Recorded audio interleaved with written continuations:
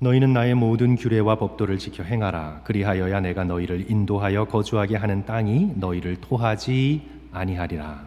너희는 내가 너희 앞에서 쫓아내는 족속의 풍속을 따르지 말라.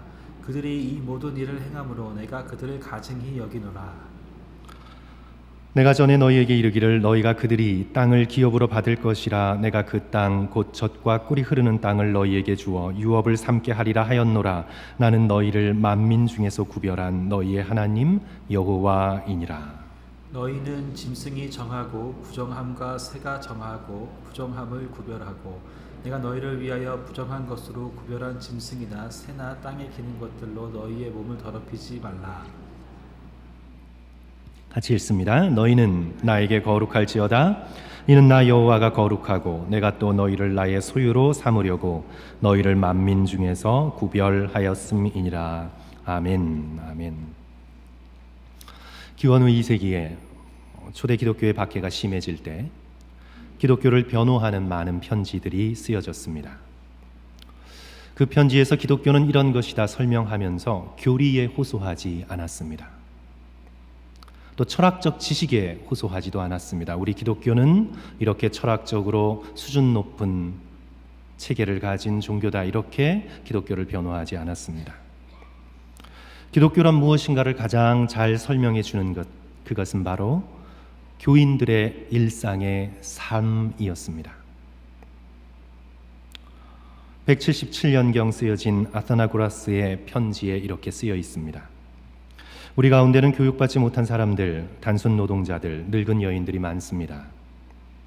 그들은 자신이 믿는 바를 말로 표현할 줄 모르는 사람들입니다. 하지만 그들은 행동으로 자신의 믿는 바를 드러내고 있습니다. 말은 잘 못하지만 선행은 잘하며, 얻어맞을 때조차도 보복하지 않으며, 강도를 당해도 고발하지 않으며, 달라는 자에게 거저주며 자신들의 이웃을 자기 몸과 같이 사랑합니다. 복음을 말이 아닌 일상의 삶 속에 담고 있었습니다. 150년경 저스틴 마르터도 이렇게 적고 있습니다. 우리는 전에 행음하던 자였으나 이제는 순결을 지키는 자가 되었습니다. 전에는 부요함만을 좇으며 살았으나 이제는 모든 소유를 기꺼이 나누게 되었습니다.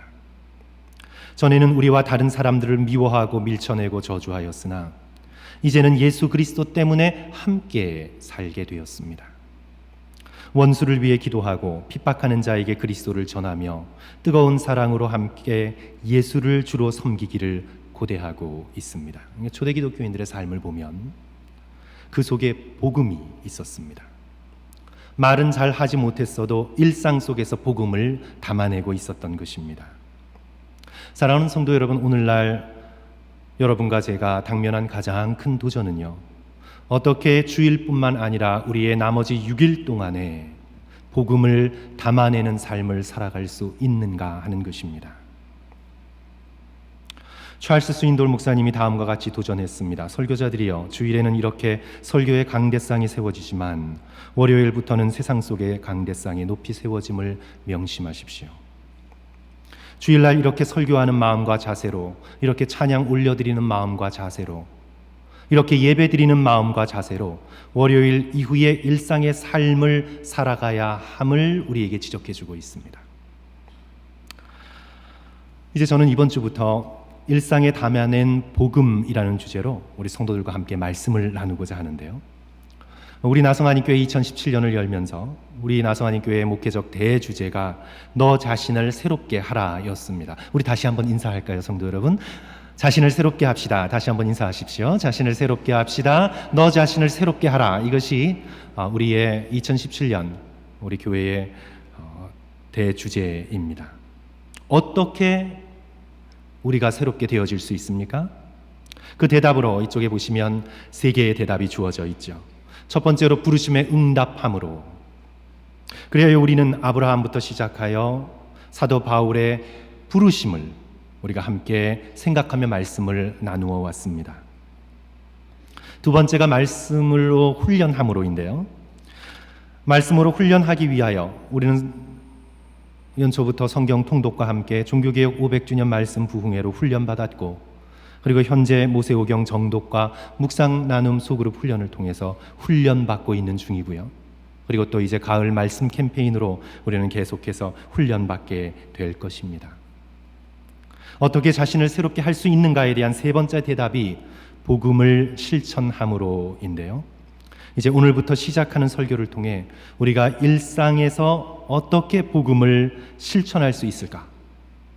이것을 성도 여러분들과 함께 고민하려고 합니다. 이제 오늘은 그 서론으로 일상에서 복음을 담아내기 위한 두 가지 중요한 전제를 우리 성도들과 함께 나누려고 하는데요. 성도 여러분, 이 두 가지 중요한 전제를 우리가 말씀을 들으면서 늘 기억할 수 있었으면 좋겠습니다. 우리 첫 번째로요, 일상의 중요성입니다.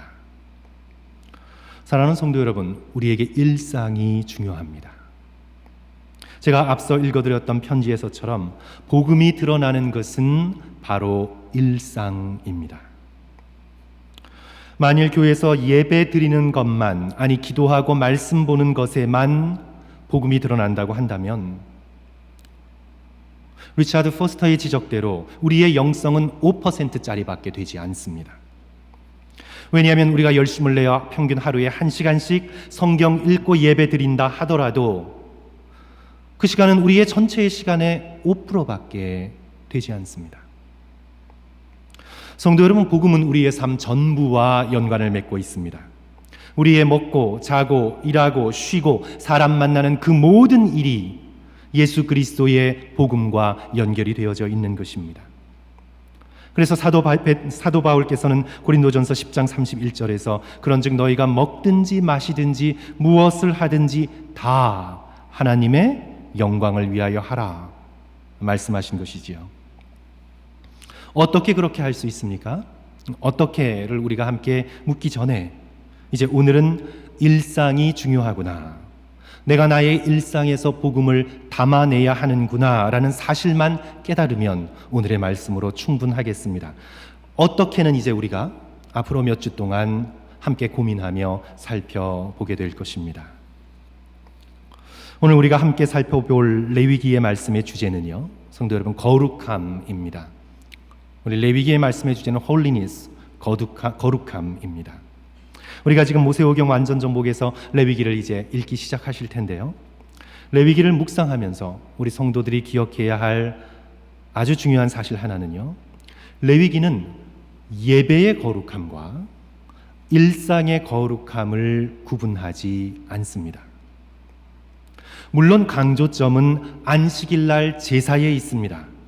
이제 레위기를 열자마자 레위기 1장부터 7장까지 5대 제사에 대하여 번제와 소제와 속죄제와 속건제와 화목제에 대하여 그것을 어떻게 드릴 것인지에 대한 자세한 말씀이 기록되어 있지요. 오늘날로 말하면 주일 예배를 어떻게 드릴 것인가 기록한 것입니다. 하지만 레위기가 그것으로 끝나지 않습니다. 만약 복음이 예배 드리는 그곳에서만 이루어진다고 한다면 레위기는 7장으로 끝나야 합니다. 하지만 예배를 다루는 7장의 분량보다 훨씬 더 많은 분량으로 특별히 11장부터 27장까지를 할애해서 17장의 분량을 통해서 일상생활에서 어떻게 거룩한 삶을 살아갈 것인가, 레위기는 그것을 다루고 있는 것이지요. 성막에서의 거룩함뿐만 아니라 우리의 장막에서의 거룩함을 레위기는 심각하게 다루고 있습니다. 어떤 음식을 먹어야 하는지, 부부관계, 남녀관계는 어떻게 맺어야 하는 것인지, 나병을 비롯한 피부병은 어떻게 다루어야 하는지, 경제생활은 어떻게 해야 하는 것인지, 인간관계의 원리는 어떤 것인지, 토지는 어떻게 경작해야 하는지, 부동산은 어떻게 관리해야 하는지, 이민자는 어떻게 대우해야 하는지, 우리의 삶에 있는 모든 구체적인 일상의 일들을 하나님의 거룩함의 관점 속에서 설명하고 기록하고 있는 책이 바로 레위기인 것입니다. 성도 여러분, 우리가 레위기의 이런 구조를 깨닫게 되면요, 믿음의 백성이 예배에서 거룩한 것처럼 우리의 일상의 생활에서도 거룩해야 한다는 것, 우리는 그것을 깨닫게 되는 것입니다. 오늘 우리가 함께 읽은 이 본문의 말씀에서도요, 레위기의 이 모든 말씀을 지켜 행하라 말씀하고 있지 않습니까? 그러면서 22절, 우리 22절 말씀 다시 한번 봅니다. 레위기 20장 22절. 너희는 나의 모든 규례와 법도를 지켜 행하라. 그렇게 말씀하시면서 그 이유에 대하여 26절에 기록하고 있는데요. 너희는 나에게 거룩할지어다. 이는 나 여호와가 거룩하고 내가 또 너희를 나의 소유로 삼으려고 너희를 만민 중에서 구별하였음이니라. 예배던 일상이던 안식일이던 나머지 6일이던 믿음의 백성은 하나님 앞에 거룩한 삶을 살아야 한다 말씀하고 있는 것입니다. 사랑하는 성도 여러분, 오늘 말씀에서 이것 하나를 기억하시면 좋겠습니다. 바로 우리의 매일매일의 평범한 일상이 복음을 담아내는 그릇이다. 그것을 기억해야 되겠습니다. 그런데 성도 여러분, 우리가 일상을 복음으로 살아가려면요, 사실 많은 생각이 필요하고 많은 고민이 필요합니다. 우리가 일상을 생각 없이 살아가는 것이 아니라 일상에서 복음을 담아내겠다 우리가 작정하면서 살아가려면요, 우리는 일상 속에서 씨름해야 합니다. 야복강에서 야곱이 천사와 씨름하면서 이스라엘이 되었듯이 우리가 우리의 일상에서 벌어지는 소소한 일들 속에서 어떻게 내가 복음을 담아낼 수 있을까 씨름해야 합니다. 당연히 힘이 들고 고되게 느껴지지요. 그래서 우리는요, 어떤 선택을 주로 하냐 하면 일상에서 복음을 담아내는 일을 포기합니다. 그리고는 소위 종교적 영역 안에서만 복음을 이야기하려고 합니다. 그러니까 복음을 종교적 상자에만 가두어 두려고 하는 것이지요. 왜냐하면 상대적으로 쉽거든요. 주일 예배 드리면 되고 약간의 봉사면 하면 되는 것입니다. 그리고 나머지 6일은 어떻게 삽니까? 세상 따라서, 나의 성질에 따라서, 나의 철학에 따라서, 자기의 성정에 따라서 그냥 살아가는 것입니다. 그리고는 주일에 와서 어떻게 우리가 기도합니까? 주님, 지난 주일 아무렇게나 살다가 거룩한 주일 이렇게 나왔습니다. 물론 이 기도는 하나님의 용서와 은혜를 구하는 귀한 기도이지만, 그러나 이 기도 속에요, 성도 여러분, 나머지 6일 일상에서 내가 복음을 담아내기 위해 애썼던 흔적을 찾기는 쉽지 않지요. 그러므로 성도 여러분, 오늘 우리가 함께 꼭 깨달아야 될 것, 일상을 복음적으로 사는 것이 중요하다는 것, 그것을 깨달을 수 있는 저와 여러분 되시기를 주님의 이름으로 간절히 축원합니다. 그래서 저는요, 우리 일상에서 말씀을 실천하려고 애쓰는 교우들을 보면요, 존경스럽습니다. 정말 일상에서 복음을 담아내기 위하여 저토록 자기의 삶을 돌아보고 말씀을 묵상하고 씨름하고 자기의 행동을 고쳐나가는구나. 아내와 남편을 대하는 태도, 자녀를 대하는 태도, 우리가 세상에서 만나는 연약한 사람들을 대할 때의 태도, 하나하나씩 고쳐가면서 일상 속에서 복음을 담아내려는 노력을 하는 우리 교우들을 보면요, 감동이 밀려옵니다. 사랑하는 성도 여러분, 우리가 일상의 삶 속에서 아무리 힘들어도 일상에서 복음을 담아내는 저와 여러분이 되었으면 좋겠습니다. 예수 그리스도께서 힘 주실 것입니다. 성령께서 지혜와 능력을 우리에게 주실 것입니다. 둘째로, 오늘 이 말씀을 통해서 일상의 중요성과 함께 성도 여러분, 평범함의 가치를 깨달아야 합니다. 우리가 이 평범함의 가치를 깨닫지 못하면 우리가 일상의 소소한 삶 속에 복음을 담아낼 수가 없습니다. 항상 크고 화려한 것만을 쫓아가는 삶을 살면요, 그런 삶을 사는 사람들은 일상의 작은 것들을 무시합니다. 우리가 일상에서 복음을 담아내기 위해서는 평범함의 가치, 그것을 깨달을 수 있는 지혜가 있어야 합니다. 오늘 본문이 들어있는 레위기 19장 20절의 말씀을 보시면 하나님께서 우리가 거룩해져야 하는 구체적인 상황을 언급하시면서 후렴구처럼 반복되는 말씀을 하시는데요. 나는 너희의 하나님 여호와니라. 이 말씀을 19장, 20장에서 무려 17번 이상이나 반복하고 있습니다. 부모를 경외하라는 명령 다음에 나는 너희의 하나님 여호와니라. 곡물을 추수할 때 다 거두지 말고 가난한 사람이 걷어갈 수 있도록 남겨두라고 명령하시면서 나는 너희의 하나님 여호와니라. 장애인들을 무시하거나 괴롭히지 말 것을 명령하시면서 나는 너희의 하나님 여호와니라. 원수를 갚지 말 것을 명령하시면서 나는 너희의 하나님 여호와니라. 일일이 열거할 수 없겠습니다. 정리하면 무슨 뜻입니까?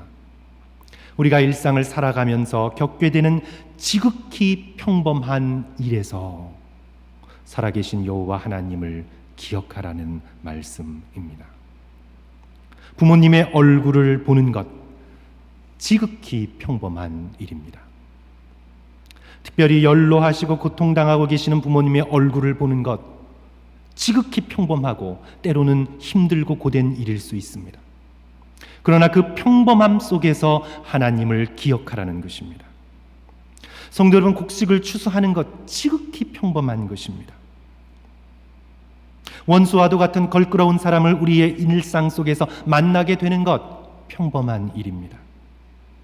그 지극히 평범하고 작은 일에서 여호와 하나님을 생각하라는 말씀인 것입니다.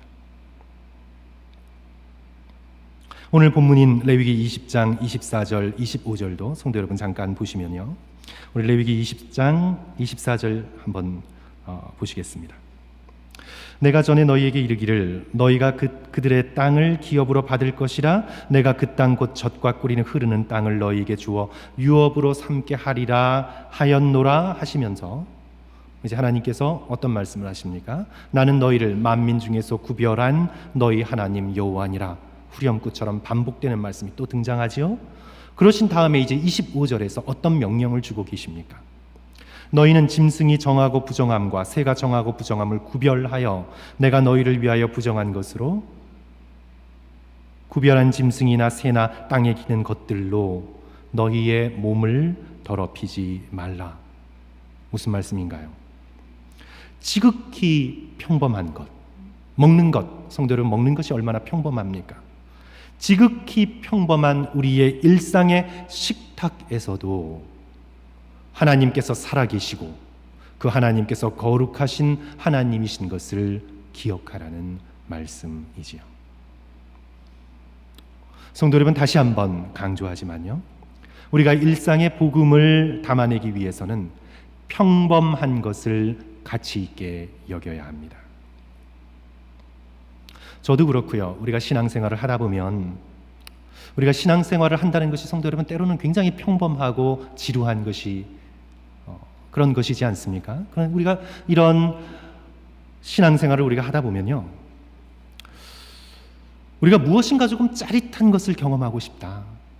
무엇인가 조금 흥분되고 가슴을 뛰게 만들고 내 눈가를 적시게 만들고 그래서 나의 존재 전부를 뒤흔드는 그런 특별한 경험을 추구하고 싶어질 때가 있습니다. 그래서 우리는 은사 집회를 찾아가게 되기도 하고 또 여러 수련회를 가지기도 하고 그리고는 멀리 해외 봉사를 나가기도 합니다. 그리고 그런 특별한 모임과 집회 속에서 어느 정도의 뜨거움을 경험하고 돌아옵니다. 그런데 성도 여러분, 아이러니는요, 뜨거운 경험을 강하게 하면 할수록 돌아와서 나의 일상의 삶을 잘 살지 못하게 됩니다. 이것이 아이러니입니다. 그곳에서는 뜨거웠는데, 그곳에서는 하나님의 은혜가 느껴졌는데, 그곳에서는 놀라운 성령의 역사를 내가 체험했는데 일상으로 돌아오니 똑같은 걸 체험할 수가 없지요. 그러니 일상의 삶 속에서 쉽게 지루해합니다. 권태롭게 느낍니다. 평범함을 견딜 수가 없는 것입니다. 저에게 수련회를 하면서 참 유익했던 경험이 있었는데요. 한국에서 중등부 전도사로 섬길 때 학생들을 데리고 3박 4일 수련회를 갔습니다. 그 당시 이 수련회 프로그램들이 굉장히 감정적인 것들이 많았습니다.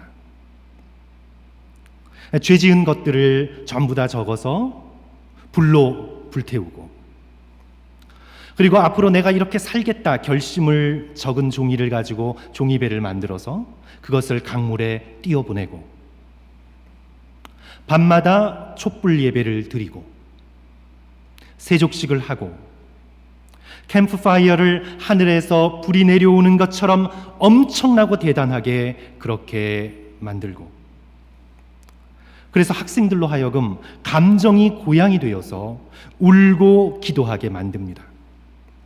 그리고 특별히 수련의 날 마지막이 클라이막스입니다. 수련의 마지막 때에 캠프파이어를 엄청난 큰 규모로 함으로 인해서 학생들의 감정을 끌어올리죠. 그런데 이제 수련회를 하기 전에 한 크리스천 캠프 전문가로부터 조언을 들었습니다. 어떤 조언이었냐면, 수련회를 진행할 때 클라이막스를 끝에 놓으면 안 된다고.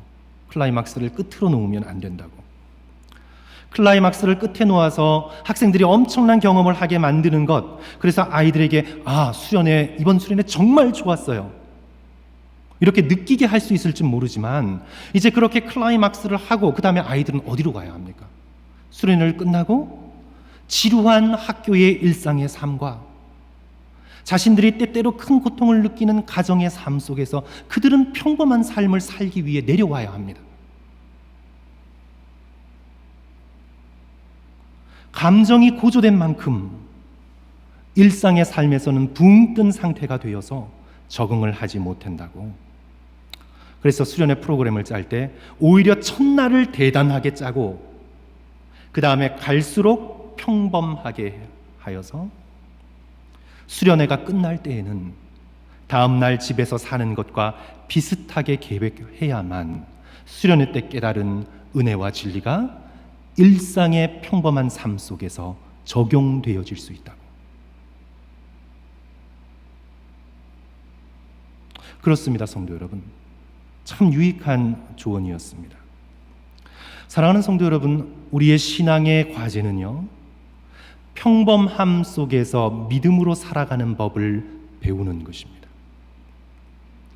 하나님께서 이스라엘 백성에게 40년의 광야 생활을 허락하신 것은요, 그들이 평범한 메마른 광야길 속에서도 하나님의 약속을 붙들고 그 고단한, 그 지진한 일상의 평범함을 믿음으로 살아가게 훈련시키기 위함이었습니다. 매일매일 홍해가 갈라지는 것이 아니지요. 매일매일 10가지 재앙으로 하나님을 반대하는 모든 세상의 것들이 다 심판받는 것이 아니지요.